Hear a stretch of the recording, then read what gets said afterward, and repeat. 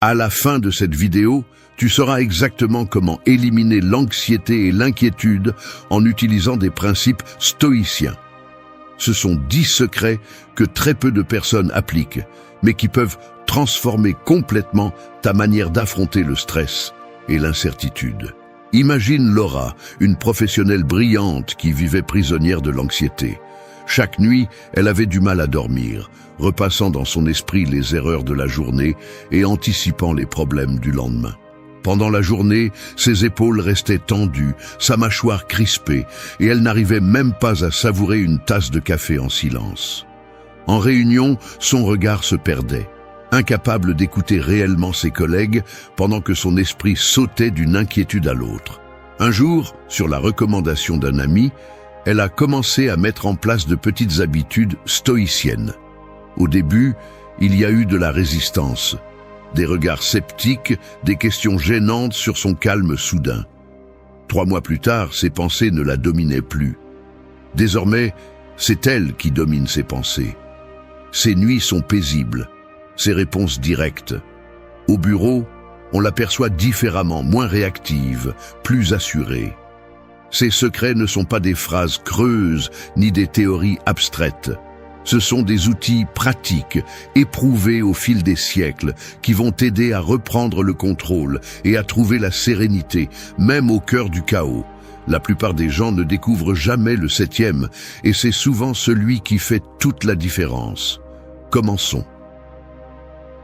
Secret numéro 1. Distinguer entre ce que tu peux contrôler et ce que tu ne peux pas. L'anxiété se nourrit de la confusion.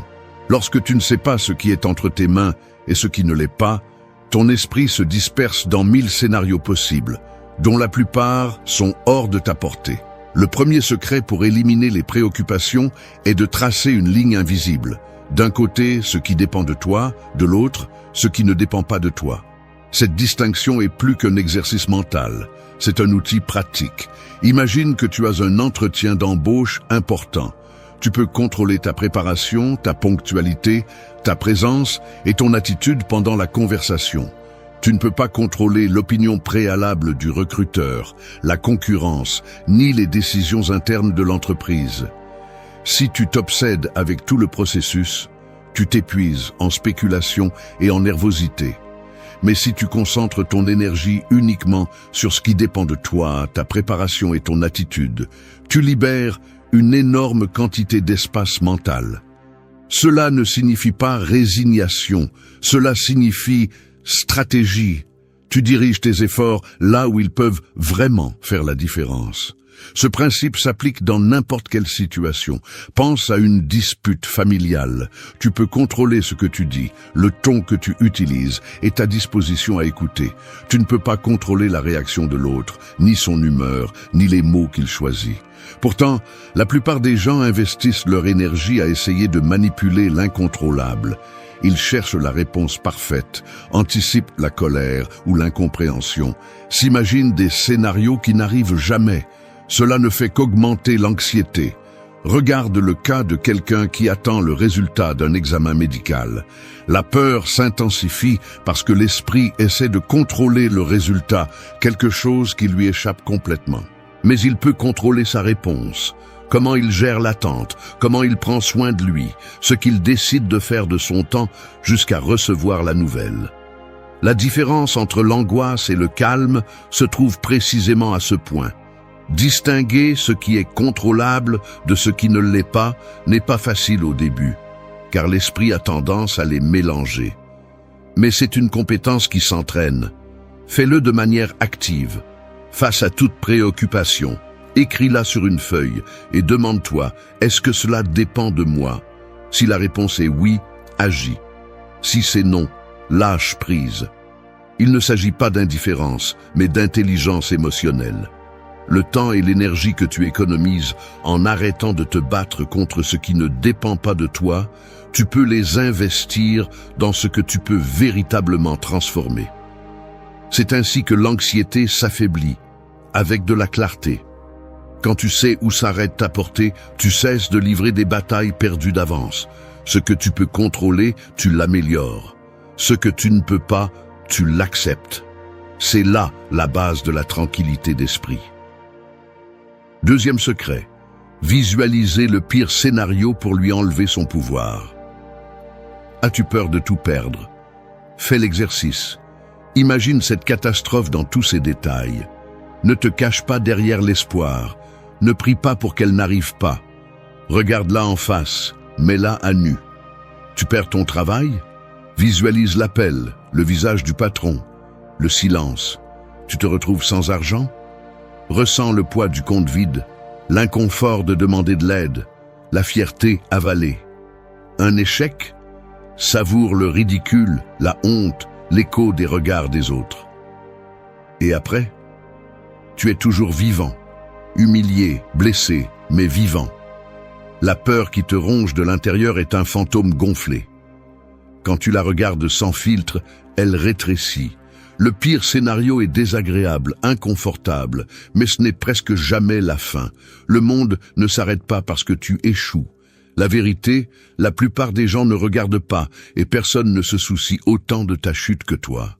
Alors, arrête de nourrir le monstre dans l'obscurité, sors-le à la lumière et regarde-le bien. Il n'est pas invincible. Il ne te contrôle que si tu lui échappes. Arrête de perdre du temps à souffrir pour ce qui pourrait arriver. Le pire scénario n'est que cela, un scénario, pas ta sentence. Si tu l'acceptes, il ne peut plus t'effrayer. Si tu peux le supporter dans ton esprit, tu peux le supporter dans la vie. Secret numéro 3. Pratiquer le détachement émotionnel face aux résultats. La routine quotidienne oscille entre action et conséquence. Une décision, une conversation, un effort. Le résultat arrive ensuite. Parfois il est favorable, parfois non. Le corps réagit, le pouls change, l'esprit s'accélère, l'attention se fixe sur ce qu'on ne peut pas contrôler. L'attente devient un fardeau. Le résultat est analysé, jugé, comparé. L'attachement à l'issue génère tension, insatisfaction, inquiétude qui ne disparaît pas. Le détachement émotionnel face au résultat est une pratique d'observation. L'action est réalisée de façon délibérée. Le résultat est accepté tel qu'il est. Il n'y a pas de célébration excessive en cas de succès, pas d'effondrement en cas d'échec. Il s'agit simplement d'enregistrer ce qui se passe. L'attention reste sur le comportement, non sur l'issue. Le travail se trouve dans l'action, non dans la récompense. Dans cet état, l'esprit ne se disperse pas dans des scénarios hypothétiques. Le présent demeure le seul espace d'influence. L'effort se dirige vers ce qui dépend de soi. Le reste est relâché. Le calme apparaît lorsqu'on cesse d'exiger que la réalité corresponde à nos attentes. Le détachement n'est pas de l'indifférence, c'est une discipline pour ne pas se perdre dans ce qui n'est déjà plus sous contrôle. Ainsi, l'anxiété diminue. Ainsi, l'inquiétude perd de sa force. Le résultat cesse d'être une menace ou une promesse. Il est simplement. Et l'on continue d'avancer. Secret numéro 4. Te concentrer sur le présent, pas sur un futur hypothétique. T'est-il déjà arrivé que ton esprit voyage tout seul vers le pire scénario possible? Soudain, tu te retrouves à imaginer des disputes qui n'ont jamais eu lieu, des problèmes qui peut-être n'arriveront jamais, et tu ressens le poids d'un avenir qui n'existe pas encore. C'est épuisant. Vivre dans cet état d'alerte constant te vide, t'enlève de l'énergie et t'empêche de profiter de ce que tu as juste devant toi en ce moment. Tu n'es pas le seul. Nous sommes tous, à un moment ou à un autre, piégés par ce piège mental. Il est facile de se perdre dans le « et si ». Et si je n'obtiens pas ce travail? Et si je perds ce que j'ai? Et si quelque chose se passe mal? Mais combien de fois ces peurs se réalisent-elles vraiment? Combien de vies t'as échappé pendant que ton esprit se préoccupait de menaces qui n'existent que dans ton imagination? Quand tu te concentres sur le présent, quelque chose change. Tu respires. Tu remarques ce que tu as près de toi, ce que tu peux toucher, ce que tu peux faire aujourd'hui. L'anxiété se nourrit de scénarios futurs. La sérénité se construit sur ce que tu peux contrôler maintenant.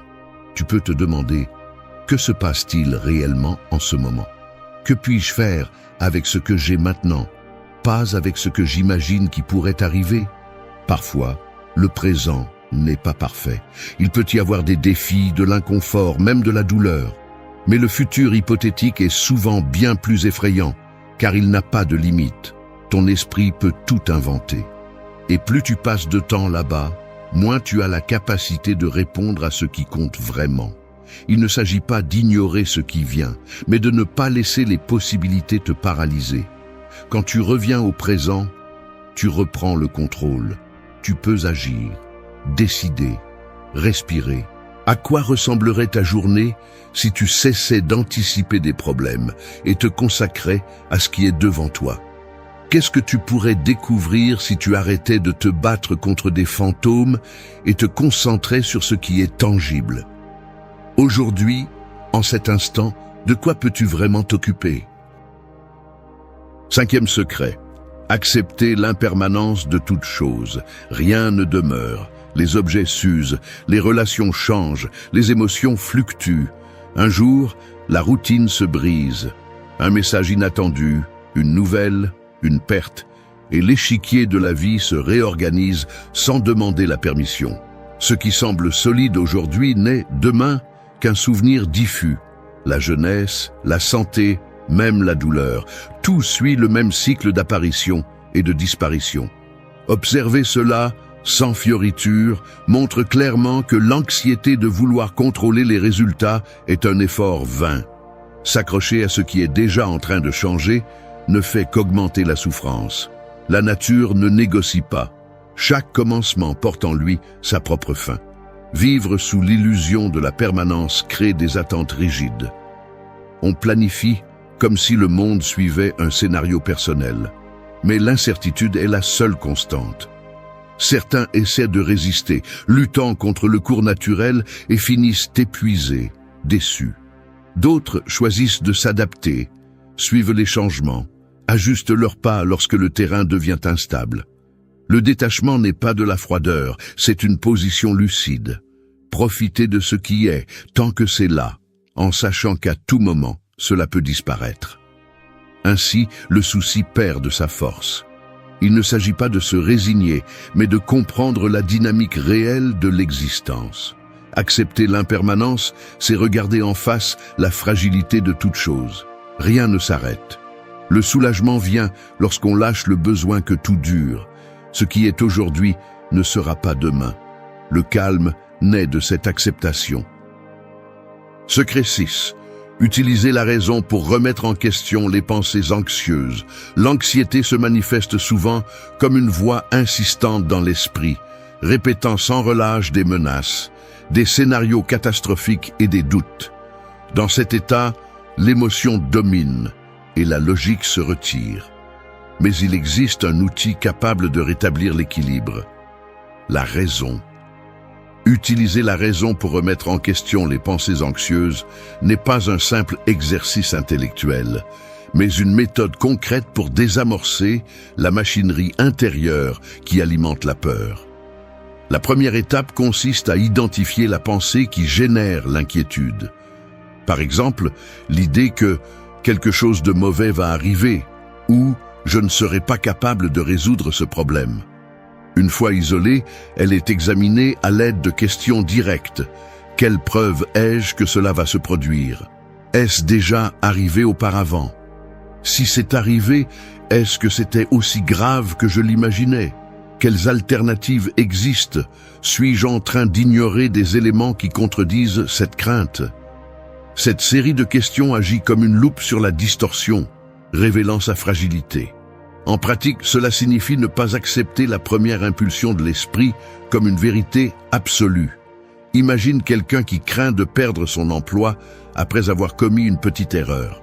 Son esprit projette un avenir fait d'échecs et de ruines.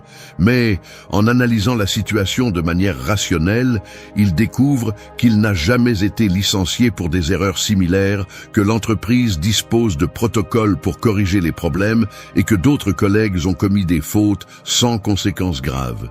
La peur perd de sa force lorsqu'elle est exposée à la lumière des faits. Il ne s'agit pas de forcer l'optimisme ni de nier les risques réels, mais de distinguer entre ce qui est possible et ce qui est probable, entre la peur et la réalité. La raison n'élimine pas automatiquement l'anxiété, mais en réduit l'intensité et permet de prendre des décisions plus équilibrées. Ainsi, l'esprit cesse d'être l'otage de ses propres fantasmes et retrouve le contrôle. Cette technique demande de la pratique. L'esprit anxieux est habile à déguiser des suppositions en certitudes, à exagérer les menaces et à minimiser les ressources. C'est pourquoi il est nécessaire de revenir encore et encore à l'interrogation rationnelle. Ce que je pense, est-ce un fait ou une interprétation? Suis-je en train d'exagérer la probabilité d'une issue négative? Que puis-je réellement faire, ici et maintenant? À mesure que cette habitude se renforce, l'anxiété perd sa capacité à dicter le cours des pensées. La peur cesse d'être un tyran invisible et devient un adversaire identifiable, auquel on peut répondre par des arguments, et non seulement par l'évitement ou la résignation. Utiliser la raison pour remettre en question les pensées anxieuses est une discipline quotidienne. Elle ne promet pas la disparition totale de la peur, mais offre la possibilité de vivre avec plus de clarté, sans succomber à chaque alarme intérieure. Le calme naît non pas de l'ignorance des problèmes, mais du fait de les affronter avec la lucidité qu'apporte une analyse honnête et détachée. Septième secret, se rappeler que ce sont tes jugements qui créent la souffrance, pas les faits. Si quelque chose d'extérieur te fait souffrir, la douleur ne vient pas de la chose elle-même, mais de ton jugement à son sujet. Et tu peux effacer ce jugement à l'instant même.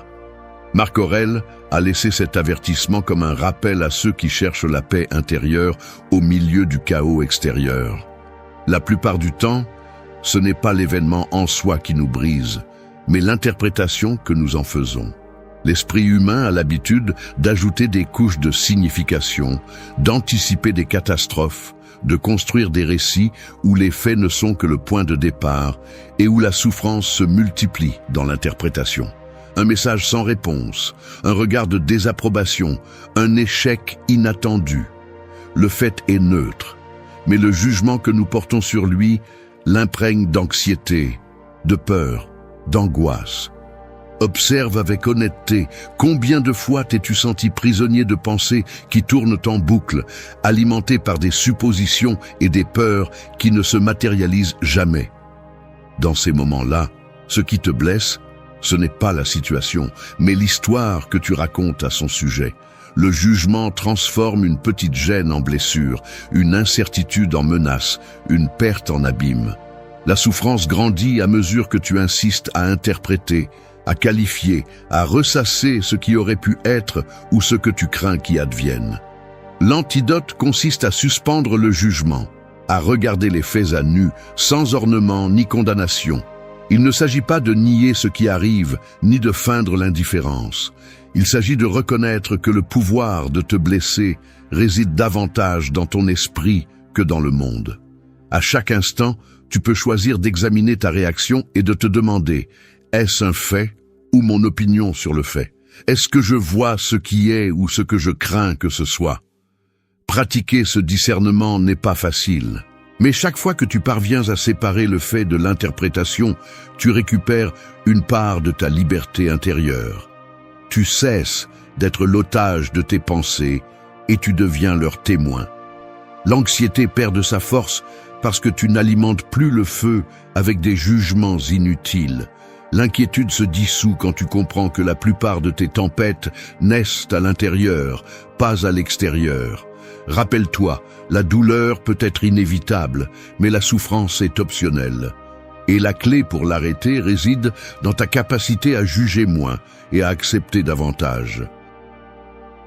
Secret numéro 8. Limiter ton exposition aux stimuli inutiles. L'esprit humain n'est pas conçu pour traiter le flux constant d'informations, d'images et de sons qui nous entourent aujourd'hui. Chaque notification, chaque message, chaque fragment de contenu que tu consommes laisse une trace, aussi minime soit-elle. Le problème n'est pas seulement l'excès, mais aussi la qualité et la pertinence de ce que nous laissons entrer.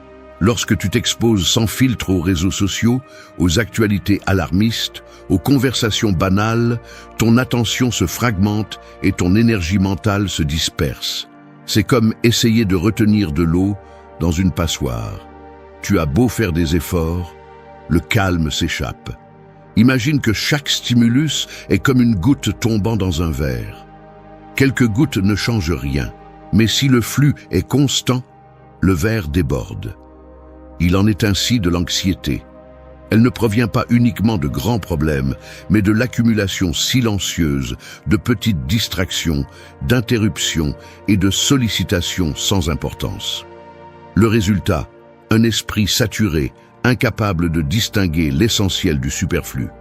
C'est pourquoi limiter l'exposition n'est pas un acte de fuite, mais de protection et de clarté. Prends l'exemple de quelqu'un qui commence sa journée en consultant son téléphone au lit. 10 minutes de gros titres négatifs, de messages sans importance et de vidéos virales. Avant même de sortir de la chambre, son esprit est déjà colonisé par des inquiétudes étrangères, des comparaisons vides et un sentiment d'urgence artificielle. Puis, tout au long de la journée, chaque pause est remplie de nouveaux stimuli. Podcast pendant le petit déjeuner, notifications pendant le travail, mise à jour pendant les trajets. À la fin de la journée, la fatigue mentale est inévitable, mais la cause n'est pas toujours reconnue. Ce n'était pas le travail, c'était le bruit constant. Limiter l'exposition signifie choisir ce que tu laisses entrer. Il ne s'agit pas de se déconnecter de tout, mais de filtrer avec discernement. Demande-toi avant de consommer. Est-ce que cela m'apporte quelque chose ou cela prend-il simplement de la place? Ce contenu m'apporte-t-il de la clarté, de l'inspiration ou ajoute-t-il simplement du bruit? L'exercice peut sembler anodin, mais il est radicalement transformateur. En réduisant le flux de stimuli inutiles, tu reprends le contrôle de ton attention et tu rétablis ton énergie mentale. La pratique peut commencer par des gestes simples. Mets en sourdine les notifications qui ne nécessitent pas de réponse immédiate. Prends des moments sans écran dans la journée, ne serait-ce que pour de courts instants. Supprime les sources d'informations redondantes. Apprends à tolérer le silence et le vide au lieu de vouloir les remplir compulsivement. Tu remarqueras que l'anxiété diminue, non parce que les problèmes disparaissent, mais parce que ton esprit retrouve l'espace pour traiter, décider et répondre au lieu de simplement réagir. La différence est tangible. Moins de stimuli, plus de présence, moins de dispersion, plus de profondeur. Ce n'est pas de l'isolement, c'est un choix conscient. De la même façon que tu fais attention à ce que tu manges pour nourrir ton corps, veille à ce que tu consommes mentalement pour préserver ta paix. Limiter ton exposition à l'inutile n'est pas un renoncement, c'est une affirmation de ce qui compte vraiment. Le calme ne se trouve pas en cherchant plus, mais en choisissant mieux. Secret numéro 9. Transformer chaque obstacle en une opportunité de croissance. Faire face aux obstacles n'est pas un choix. C'est une partie de la vie. Parfois, les choses ne se passent pas comme tu l'avais prévu. Le travail se complique, une relation se termine, un projet échoue. Tu ressens cette pression dans la poitrine, l'esprit s'emballe, les doutes apparaissent. Pourquoi moi? Qu'ai-je fait de mal? Comment continuer après ça? Derrière chaque question se cache une opportunité. Non pas pour éviter la douleur ou faire comme si de rien n'était, mais pour regarder en face ce qui te freine. Qu'est-ce que cet obstacle est en train de t'enseigner? Parfois, la croissance ne se manifeste pas sous la forme d'un succès immédiat, mais à travers la résistance, la patience et l'apprentissage. Quand tout va bien, il n'y a aucune raison de changer. Mais quand la vie te met à l'épreuve, c'est là que la véritable opportunité de te transformer apparaît. Pense aux fois où quelque chose s'est mal passé et avec le temps, tu t'es rendu compte que c'était une leçon. Peut-être as-tu perdu un emploi et découvert une vocation différente. Peut-être qu'une déception t'a appris à poser des limites. Il est facile de comprendre cela avec du recul, mais lorsque tu es au cœur de la tempête, il est difficile de le voir clairement. Aujourd'hui, je t'invite à faire une pause la prochaine fois que quelque chose ne se passe pas comme tu l'espères. Au lieu de te demander pourquoi cela t'arrive, essaie de te demander pourquoi cela m'arrive-t-il? Qu'est-ce que je peux apprendre de cette situation? Comment puis-je en sortir plus fort? Il ne s'agit pas de se résigner ni d'ignorer la douleur, mais de l'utiliser comme un maître exigeant qui t'oblige à grandir. As-tu remarqué comment certaines personnes semblent devenir plus fortes après une crise? Ce n'est ni de la chance ni un hasard, c'est un choix. Elles décident de voir l'obstacle comme un défi et non comme une condamnation. Elles reconnaissent que, même si elles ne contrôlent pas ce qui arrive, elles peuvent choisir comment y répondre. Et si tu regardais tes propres problèmes sous cet angle, comment ta journée changerait-elle si chaque difficulté devenait une opportunité d'apprendre quelque chose de nouveau sur toi-même? Parfois, ce que nous craignons le plus de perdre est précisément ce qui nous empêche d'avancer. Et lorsque nous finissons par le lâcher, l'espace pour quelque chose de nouveau apparaît. La prochaine fois que tu seras confronté à un obstacle, souviens-toi de ceci. Tu n'es pas la seule personne à traverser des difficultés et tu n'es pas faible parce que tu te sens submergé. Mais tu as le choix. Tu peux laisser l'obstacle t'arrêter ou tu peux choisir de grandir à partir de lui. Qu'est-ce que tu vas décider? 10e secret. Assumer que la tranquillité dépend uniquement de ton attitude, jamais des circonstances. C'est ici que prend fin l'illusion la plus coûteuse, la croyance que le calme viendra lorsque tout sera en ordre à l'extérieur, qu'il suffit de résoudre tes problèmes, que si tu obtiens le travail, le partenaire, la santé, l'argent, alors enfin, tu pourras respirer. Depuis combien de temps attends-tu ce moment? Combien de fois l'as-tu effleuré du bout des doigts, juste pour voir comment il se dissout dès que le vent change? La vérité, c'est que la vie ne cesse jamais de bouger. Les problèmes ne disparaissent pas, ils changent seulement de nom et de forme. Tu crois que le prochain objectif sera le dernier, qu'après tu te sentiras enfin en paix. Mais l'anxiété trouve toujours une porte d'entrée, une conversation gênante, une nouvelle inattendue, un regard de désapprobation. L'inquiétude est un parasite qui se nourrit de ton espoir de contrôle. Regarde en arrière. Chaque fois que tu as atteint quelque chose que tu voulais, combien de temps a duré la tranquillité? Un jour, une semaine, un mois avant que l'esprit ne trouve une nouvelle raison de s'inquiéter? Le cycle est interminable si tu continues à parier que le calme vient de l'extérieur.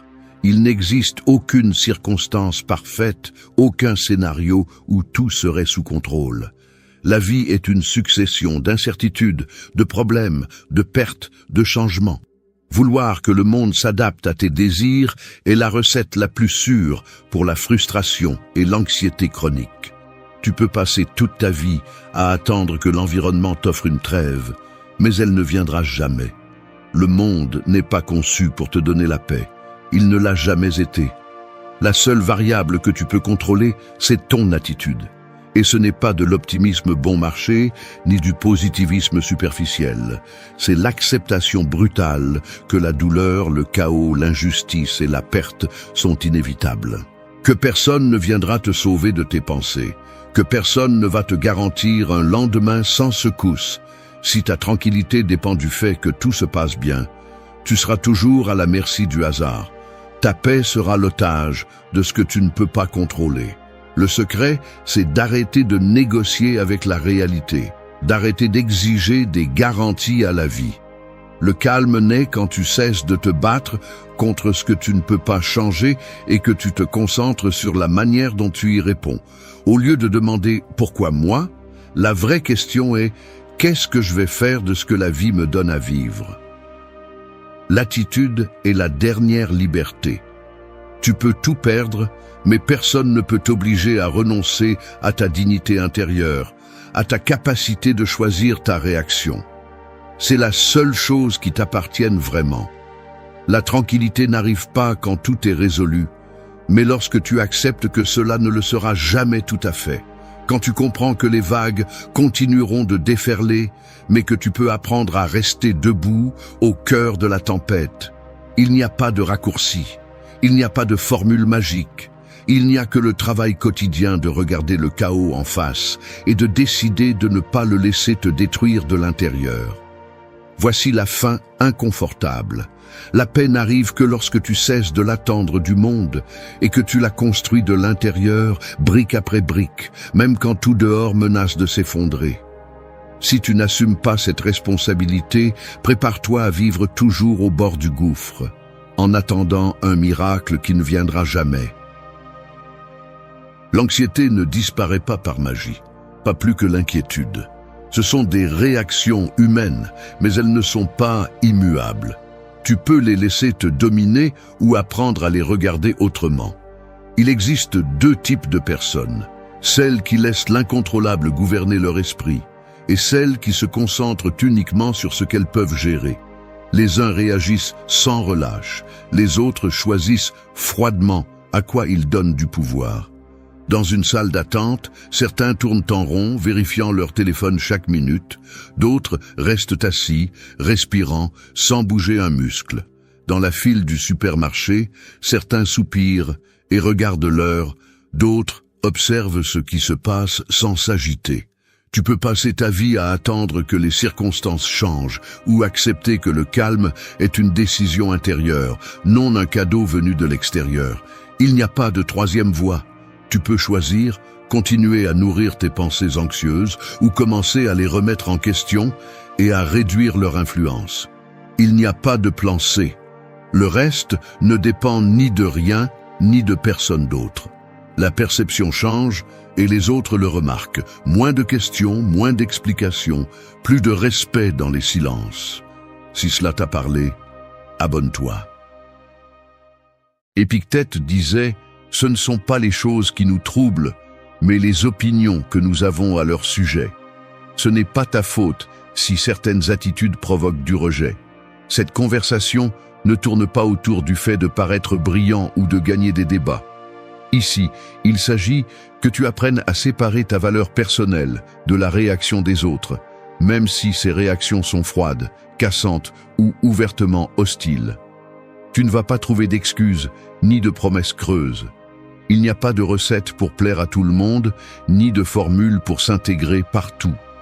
Ce que tu vas découvrir, c'est pourquoi certaines habitudes et certains principes que tu n'as pas choisis, qui font partie de ta structure, suscitent la haine ou le mépris chez les autres. Réfléchis-y. Tu entres dans une pièce et les conversations s'éteignent, les regards se détournent. Lors d'une réunion, ton silence dérange plus que n'importe quelle parole.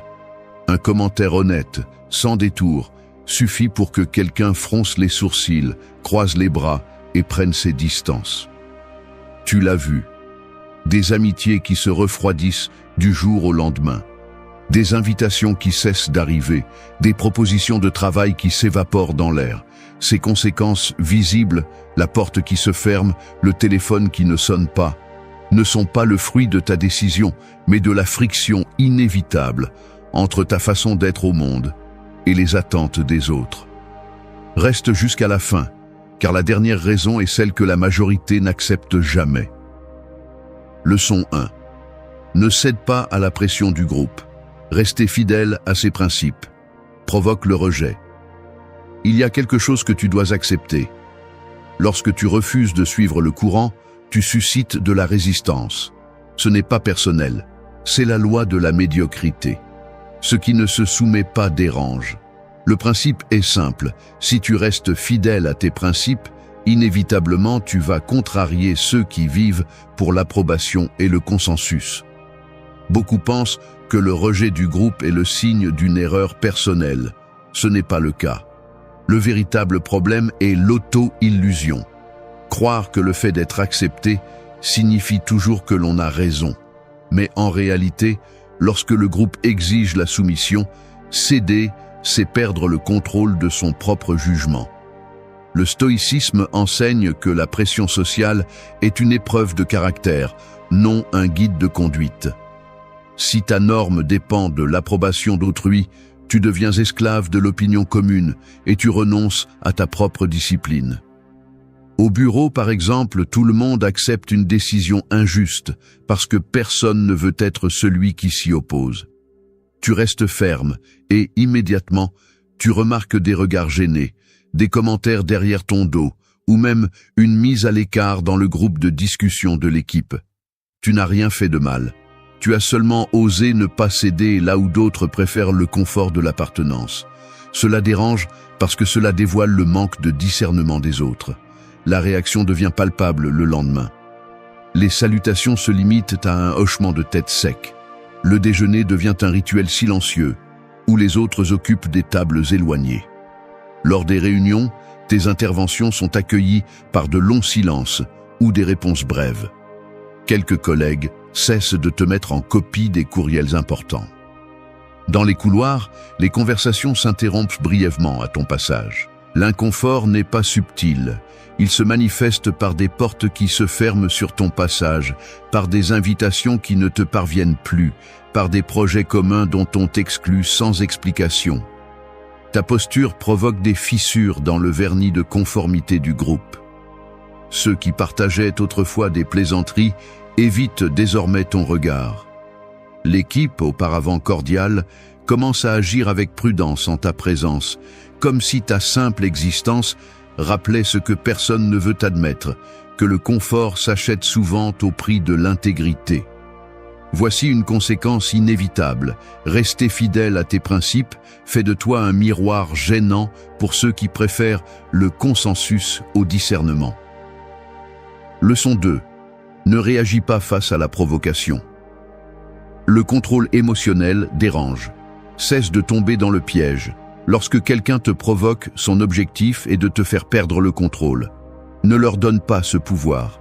Ne réponds ni avec impulsivité, ni avec du drame. La règle est claire. Celui qui domine ses émotions domine la situation.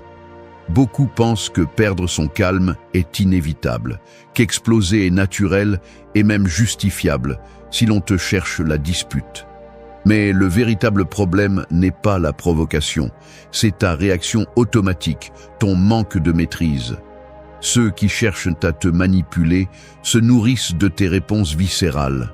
Lorsqu'ils voient que tu ne tombes pas dans le piège, ils se frustrent et te rejettent. Non pas parce que tu es faible, mais parce qu'ils ne peuvent pas se servir de toi. Au bureau, un collègue lance des remarques sarcastiques en espérant te voir blessé ou contrarié. Il t'observe du coin de l'œil, attendant l'hésitation, le regard fuyant, le geste d'agacement. Le murmure s'arrête dans la pièce, d'autres attendent ton explosion. Mais tu ne réagis pas. Le silence devient lourd, inconfortable. Le provocateur force un sourire, mais sa mâchoire est crispée. Le lendemain, il cherche une autre victime. Avec toi, cela ne fonctionne pas. En couple, on te lance une pique en espérant une dispute. Un dîner tendu, des assiettes posées brusquement, des mots tranchants lancés comme des hameçons. On attend que tu élèves la voix, que tu jettes la serviette sur la table, que tu quittes la pièce. Mais tu mâches lentement, tu fixes ton assiette et tu laisses le venin se dissiper dans l'air. L'autre personne remue son café plus fort, frappe la tasse, mais finit par abandonner. La soirée se termine froide, oui, mais sans le spectacle qu'on recherchait. Sur les réseaux, quelqu'un t'écrit juste pour voir si tu exploses en public. Le message est direct, humiliant, conçu pour t'exposer. Des dizaines de regards attentifs attendent ta chute. Tu ne réponds pas. Le fil se refroidit. Le provocateur efface le message quelques heures plus tard, ignoré de tous. Si tu gardes le contrôle, l'autre perd son outil préféré, ta réaction. Et cela dérange celui qui vit de la manipulation. Les visages se durcissent, les regards se détournent, l'ambiance devient âpre. L'inconfort est visible, des pas plus rapides dans le couloir, des invitations qui disparaissent, des conversations qui s'éteignent quand tu entres. Le résultat te dévoile la vérité. Le contrôle n'est pas seulement un bouclier, c'est une condamnation pour celui qui dépend de ta faiblesse. Ce n'est que le début. Leçon 3. Ne parle que si tu apportes quelque chose. Le silence irrite ceux qui cherchent l'approbation. Marc Aurèle a dit « La meilleure vengeance est de ne pas ressembler à celui qui t'a fait du mal ». Autrement dit, Répondre avec la même bassesse, c'est perdre 2 fois. La règle est simple. Ne parle pas pour parler. Parle seulement lorsque tu as réellement quelque chose à apporter. Le silence n'est pas toujours neutre. Lorsque tu choisis de te taire au lieu de remplir l'espace avec des paroles vides, tu poses une limite. Il y a des personnes qui attendent ton approbation constante, ton rire facile ou ton commentaire insignifiant simplement pour se sentir validé. Mais ton devoir n'est pas d'être l'écho de l'insécurité des autres. Parler juste pour parler fait de toi le complice de la médiocrité. Le silence, lorsqu'il est fondé sur des principes, dérange ceux qui cherchent l'approbation, car tu leur refuses la nourriture de leur dépendance. Au travail, quelqu'un raconte un commérage et attend ta réaction. Tu ne la donnes pas. Observe comment la conversation s'éteint brièvement. Le narrateur force un sourire, regarde autour de lui pour chercher du soutien, mais personne n'intervient. L'ambiance devient lourde pendant quelques secondes. Sur WhatsApp, on envoie un mème dans l'espoir de provoquer ton rire. Tu ne réponds pas. Le groupe reste silencieux. L'expéditeur vérifie si tu as lu le message, voit la double coche bleue et envoie un autre message, insistant, comme si ta réaction était indispensable. Lors d'une réunion entre amis, on te demande ton avis uniquement pour conforter le leur. Tu ne tombes pas dans le piège. La conversation s'enlise. Certains évitent ton regard, d'autres t'observent avec méfiance. Ils en déduisent que tu les considères comme inférieurs ou peu intéressants. Avec le temps, les conséquences deviennent visibles. On cesse de t'inclure dans certains échanges futiles. On te qualifie de difficile ou d'inaccessible. Dans les couloirs, certains baissent la voix à ton passage, d'autres te jettent un regard furtif, murmurent des conclusions hâtives. À la pause déjeuner, ceux qui recherchaient ton rire auparavant évitent désormais de s'asseoir près de toi. Ton silence devient une menace, un rappel de leur propre besoin d'être validé. La limite posée par ton silence crée une gêne palpable. Visages fermés, conversations interrompues, messages ignorés, invitations qui ne viennent plus. Le point commun, c'est toi, pas la situation.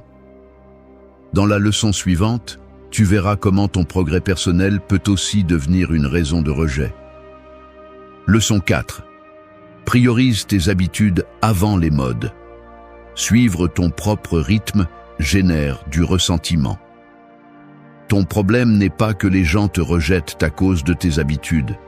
L'erreur est de croire que tu dois t'adapter à la mode pour t'intégrer. Le véritable conflit apparaît lorsque ta discipline met en lumière le manque de discernement des autres. La règle est simple.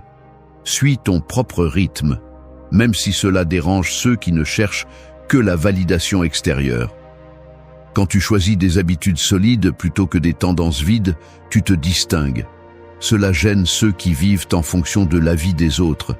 Celui qui n'a pas de contrôle sur lui-même se sent menacé par celui qui en a. Si tu modifies ta routine chaque fois que le groupe le fait, tu finis par perdre le respect, y compris le tien. Mais si tu restes fidèle à ta ligne, même face aux critiques, tu affiches du caractère. Au travail, tu es le seul à ne pas boire de café en milieu d'après-midi parce que tu préfères terminer tes tâches d'abord. Tes collègues plaisantent, te traitent de démodé ou d'ennuyeux. À la salle de sport, tu restes fidèle à ton programme pendant que les autres passent d'une mode à l'autre. Dans ton groupe d'amis, tu es celui qui ne sort pas tous les week-ends parce que tu privilégies ton repos. Et oui, certains s'éloignent ou t'excluent, mais le schéma est clair. L'inconfort des autres n'est pas ta faute, c'est leur reflet. Les conséquences s'accumulent. Au bureau, tu restes seul à ton bureau pendant que les autres se regroupent à la cafétéria. Ils commentent dans ton dos, baissent le ton quand tu passes à proximité. Lors des réunions, tu remarques des regards furtifs, des signes d'agacement lorsque tu refuses une invitation. L'ambiance se refroidit et certains cessent de partager des informations utiles avec toi. À la salle de sport, tu t'entraînes en silence, observant les autres se disperser entre nouvelles routines et autoportraits. Certains te dévisagent avec méfiance, chuchote quand tu termines ta série sans pause ni bavardage. Dans le groupe d'amis, tes absences deviennent sujet de conversation. Tu reçois moins de messages, moins d'invitations. Ton nom apparaît à peine sur les photos des réunions. Le résultat est visible. Distance, malaise, portes qui se ferment. Mais aussi, tes réussites s'accumulent en privé. Des tâches achevées avant l'heure, de la force gagnée en solitaire, une énergie intacte chaque matin. Le prix est évident et la vérité se révèle dans les détails que les autres préfèrent ignorer. Mais ce n'est pas tout. Leçon 5. Décide rapidement et agis sans demander la permission. Prendre l'initiative irrite. Il y a quelque chose que tu dois accepter. Décider et agir sans consulter tout le monde ne fait pas de toi quelqu'un d'arrogant. Cela fait de toi la personne responsable de ta vie. La plupart préfèrent l'indécision collective, car elle leur permet de se cacher derrière le groupe et d'éviter le poids d'une erreur. La règle est simple. Celui qui prend l'initiative s'expose au jugement et à l'inconfort de ceux qui n'osent jamais. La raison est directe.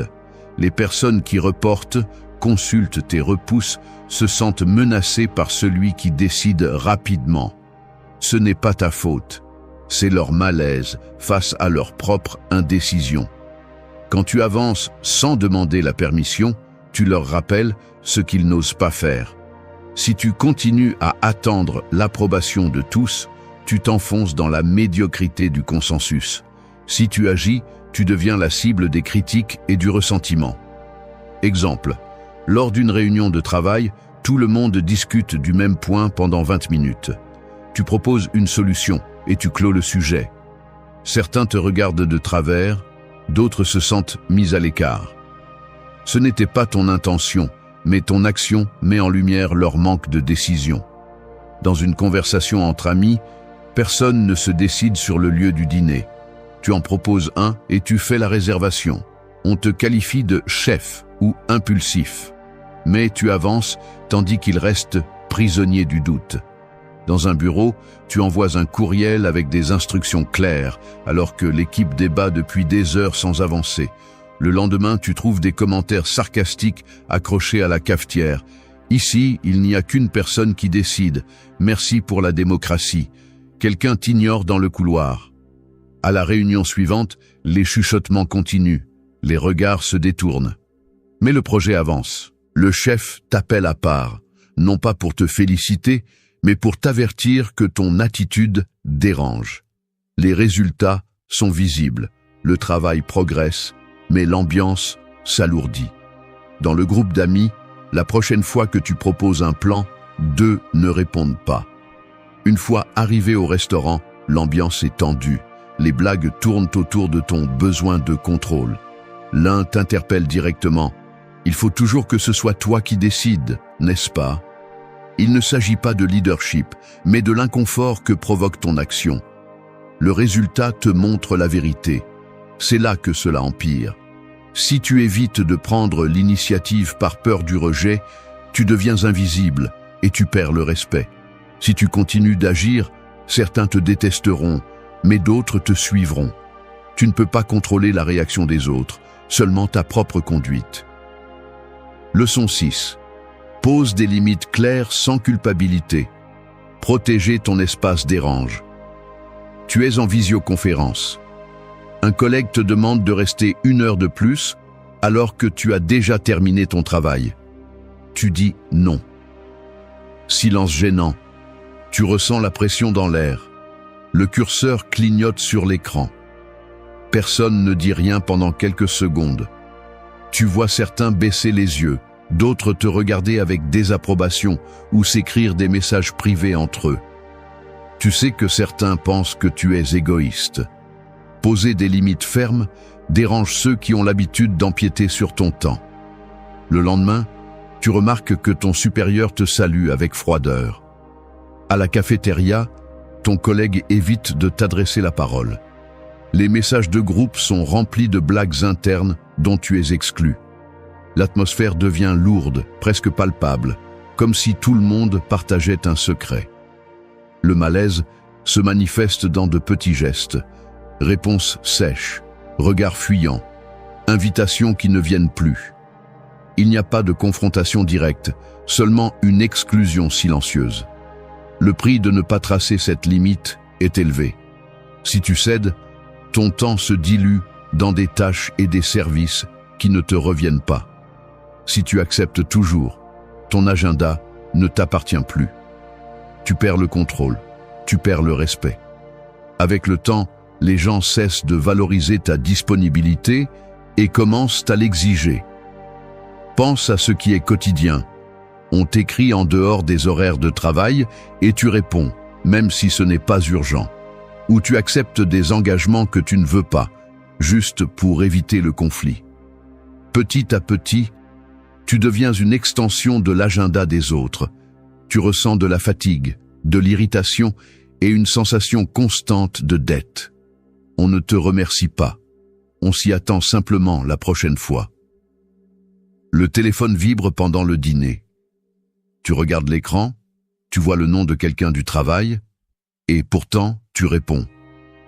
Tu termines l'appel et ton repas est froid. Ta famille t'observe en silence. La conséquence est claire. Tant que tu ne poses pas de limite, ton espace personnel devient le territoire de quiconque réclame ton temps. Et quand enfin tu le défends, beaucoup seront fâchés, car leur confort dépendait de ton sacrifice. Dans la prochaine leçon, tu vas voir pourquoi ton succès personnel suscite aussi du rejet et comment y faire face sans perdre le contrôle. Leçon 7. N'explique pas ta valeur à celui qui ne la reconnaît pas. Cesse de te justifier. Musonius Rufus a dit « Comme le fer rouille s'il n'est pas utilisé, ainsi le caractère s'affaiblit sans pratique. » Dans la pratique, la discipline s'entraîne, elle ne se désire pas. L'instruction est directe, cesse de justifier ta valeur auprès de ceux qui ne sont pas disposés à la voir. Chaque fois que tu t'expliques trop, tu remets ton énergie à l'incrédulité des autres. Celui qui ne reconnaît pas ton effort, ton talent ou ta discipline ne le fera pas parce que tu lui apportes des arguments. Au contraire, plus tu te justifies, plus tu nourris l'ego de celui qui te sous-estime. Le besoin d'être compris par tout le monde est un piège. Il te vole du temps, t'éloigne de l'essentiel et affaiblit ton caractère. Pratique la discipline de te taire quand le doute de l'autre n'est pas légitime, mais arrogance. Au travail, tu termines une tâche exigeante et ton chef le remarque à peine. Tu ressens la tentation d'expliquer chaque étape, de défendre ta contribution. Lors des réunions, tu vois d'autres recevoir des éloges pour moins, tandis que ton rapport reste au fond de la pile. Le silence de la salle, les regards qui se détournent, l'absence de reconnaissance marquent la différence. Tu résistes à l'impulsion de te justifier. Tu observes comment l'indifférence s'installe dans l'atmosphère, comment le mérite se dissout dans la routine. Sur WhatsApp, un ami minimise tes réussites et tu t'efforces de le convaincre de ton engagement. Tu lui envoies des captures d'écran, de longs messages, des détails qu'il ne demande pas. La réponse arrive brève, indifférente. Tu ressens le poids de l'incompréhension, la distance qui grandit à chaque tentative d'explication. La conversation se refroidit, le respect s'évapore. En couple, tu donnes des raisons pour chaque décision, espérant être validé. Tu énumères des arguments, expliques tes motivations, justifies des choix petits et grands. L'interlocuteur acquiesce sans intérêt, regarde son téléphone pendant que tu parles. La tension monte, l'ambiance devient lourde. La validation n'arrive jamais, il ne reste que l'épuisement. Le résultat est toujours le même, plus d'usure, moins de respect. La valeur ne se négocie pas avec des mots, elle se démontre par les actes. La fatigue s'installe sur les épaules, le moral s'éteint. L'entourage perçoit ton insécurité et en profite. La place pour ta voix se réduit. Les relations deviennent plus froides. Le résultat est en train de te montrer la vérité. Et il y a encore plus. Leçon 8. Accepte que tu ne contrôles pas la haine des autres. Cesse de chercher l'approbation. Tu es à un repas de famille. Les couverts s'entrechoquent doucement contre les assiettes. Le murmure des conversations n'est interrompu que lorsque quelqu'un lâche un commentaire passif-agressif sur ton travail ou tes choix. Le ton est mesuré, mais l'intention est claire. Il n'y a pas eu de provocation, tu n'as rien fait d'inapproprié. Tu sens l'inconfort s'installer, dense et collant, entre les verres et les serviettes pliées. Tout le monde l'a entendu, mais personne n'intervient. La question surgit, inévitable. Pourquoi me déteste-t-il alors que je ne lui ai rien fait? La norme correcte est celle-ci. Tu ne peux pas contrôler la perception ni la haine des autres, seulement ta conduite. Le reste appartient à autrui. C'est un territoire incontrôlable. Nous croyons que si nous agissons bien, si nous sommes justes et bienveillants, le rejet ne devrait pas exister. Mais cela est de la naïveté. Il y a des personnes qui te détestent pour ce que tu représentes, pour tes réussites, pour ta manière d'être, ou simplement parce que tu existes. Le stoïcisme ne promet pas l'immunité contre le jugement d'autrui.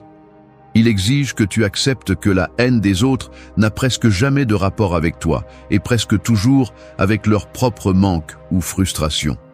La souffrance apparaît lorsque tu t'obstines à chercher l'approbation de ceux qui ne sont pas disposés à t'offrir du respect.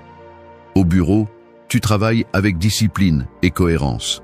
Tu accomplis tes tâches, tu évites les commérages, tu ne participes pas à la plainte collective. Un collègue commence à te saboter, à parler mal de toi dans ton dos, à chercher la moindre erreur pour t'exposer.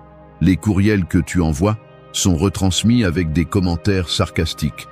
Tes propositions en réunion sont ignorées ou ridiculisées. Tu n'as rien fait pour provoquer cela. Tu te demandes si tu devrais changer, être moins exigeant, baisser ton niveau pour plaire. La haine ne disparaît pas. Tu ne fais que perdre ta norme et ton respect de toi-même. À la maison, l'ambiance se refroidit. Des regards fuyants, des portes qui claquent plus fort que nécessaire, de longs silences à table.